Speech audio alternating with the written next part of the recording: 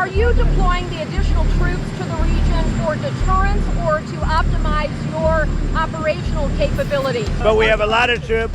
We have unlimited ammunition. We have the greatest equipment in the world. And we are decimating Iran. It's about time.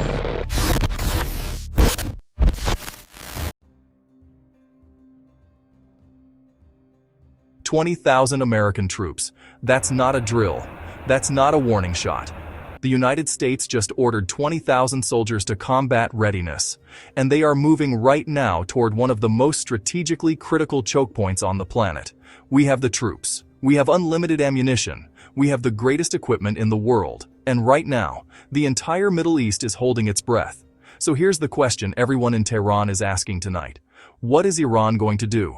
The Strait of Hormuz is a 21-mile-wide bottleneck between Iran and the Arabian Peninsula. Through that gap flows roughly 20% of all the oil traded on planet Earth.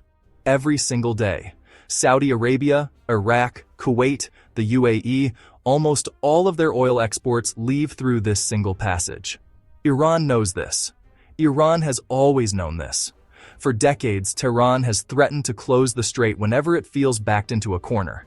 In 2012, during nuclear sanctions, they threatened it. In 2019, after the killing of Soleimani, they threatened it again. But this time is different. This time, the United States isn't sending a diplomatic cable. They're sending 20,000 troops.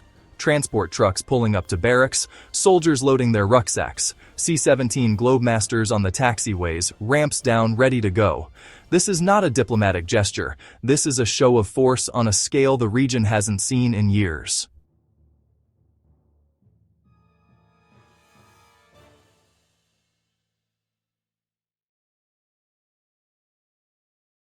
Let's talk about what this deployment actually looks like on the ground, because the scale of this is extraordinary. Airborne units are already moving. Paratroopers have their main chutes on their backs, reserve chutes on their chests, weapons slung over their shoulders.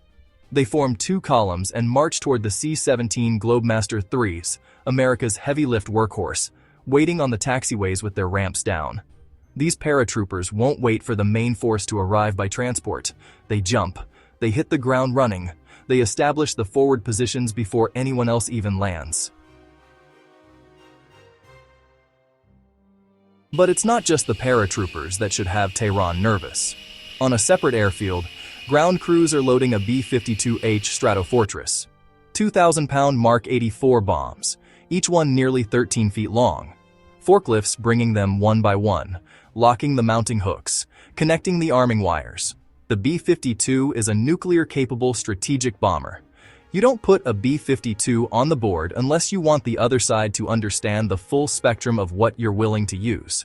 8 turbofan engines spinning up, a full bomb load, an 8,000-mile range, and a target deep inside Iran. The message is unmistakable.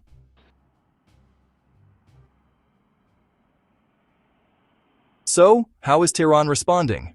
Publicly, the Iranian government and the Islamic Revolutionary Guard Corps, the IRGC, have issued defiant statements calling the deployment a provocation and a threat to regional stability.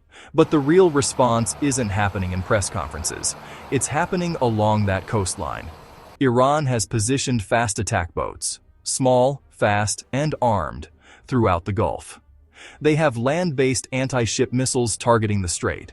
They have submarines operating in the shallow waters where American surface ships are at their most vulnerable. Here's what most analysts miss. Iran doesn't need to win a conventional battle to cause chaos. They just need to make the strait feel dangerous. A single missile strike on a tanker, or even a near miss, can spike oil prices 15 to 20% overnight. That's Iran's real weapon. Not their air force. Not their army. Economic fear. They've done it before. In 2019, suspected Iranian attacks on Saudi oil infrastructure sent crude prices surging in a single day. The question isn't whether Iran can win. The question is whether they're willing to bleed the global economy to make a point. Let's zoom out, because this isn't just a US-Iran story. If the Strait of Hormuz closes, even for 48 hours, the ripple effects are immediate and global. Japan gets 87% of its oil through Hormuz. South Korea, nearly 70%. India, a rising economic giant, depends on that route for the majority of its energy imports. A week-long closure? We could be looking at oil hitting $150, $180, $200 a barrel. That's not a prediction. That's the scenario every energy trader in London and Singapore is already stress testing right now. America's Gulf allies, Saudi Arabia, the UAE, Israel, are watching this deployment closely. For them, a credible U.S. presence is the only thing standing between stability and regional war.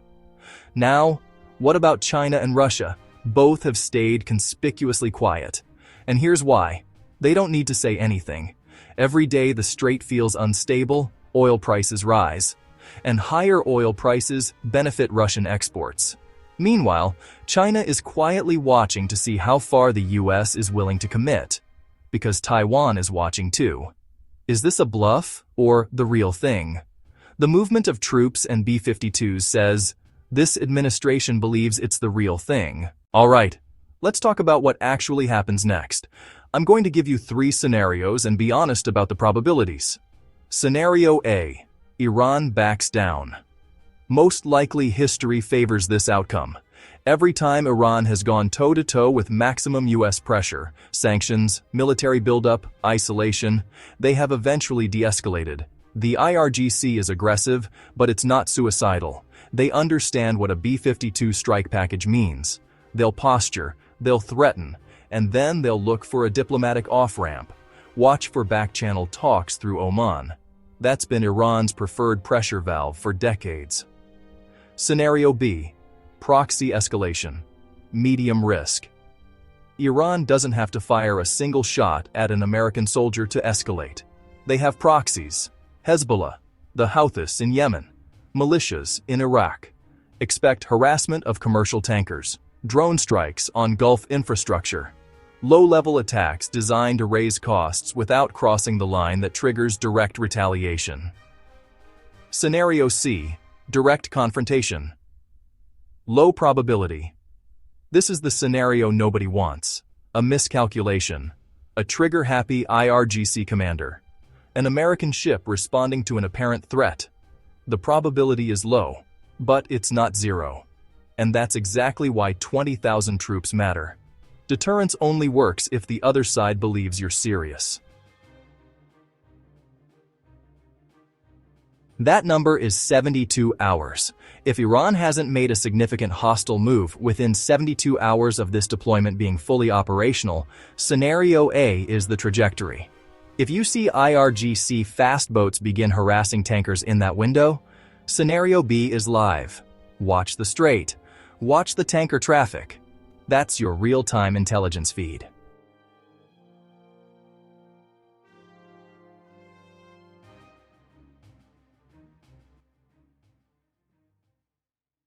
Let me give you the 3 things you need to remember from this briefing.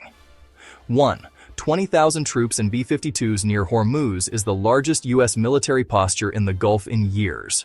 This is not routine. 2. Iran's real weapon isn't military, it's economic. They don't need to win. They need to make Hormuz feel dangerous enough to spike oil prices and inflict pain on the global economy. 3. The 72-hour window is everything.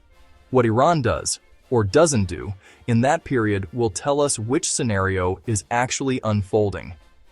In the next video, I'm going to track whether this deployment is actually moving the needle, and what the satellite imagery is telling us about Iranian force positioning. If you want strategic briefings before the mainstream media catches up, subscribe. Hit the bell. This channel is your early warning system. I'll see you in the next one.